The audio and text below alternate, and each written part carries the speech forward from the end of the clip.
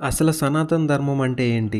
ఈ సనాతన ధర్మం మనకెలా ఉపయోగపడుతుంది? మన భవిష్యత్ తరాలకి ఎలా ఉపయోగపడుతుందో నేను మీకు చెప్తాను. మన పూర్వీకుల దగ్గర నుంచి సనాతన ధర్మంకున్న విలువ, ప్రత్యేకత మనం ఈ వీడియోలో చూడబోతున్నాం. రీసెంట్‌గా నేను ఇన్‌స్టాగ్రామ్ రీల్స్ స్క్రోల్ చేస్తుంటే మన ఇండియన్ యాక్టర్స్ రజనీకాంత్, పవన్ కళ్యాణ్ ఇలా చెప్పారు మన సనాతన ధర్మం గురించి.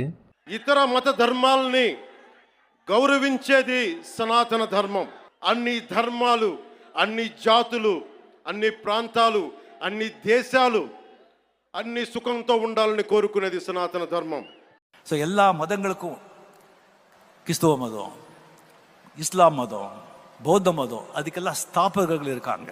இந்த ஹிந்து மதத்துக்கு மட்டும் ஸ்தாபகர்கள் கிடையாது. இது சனாதனம்.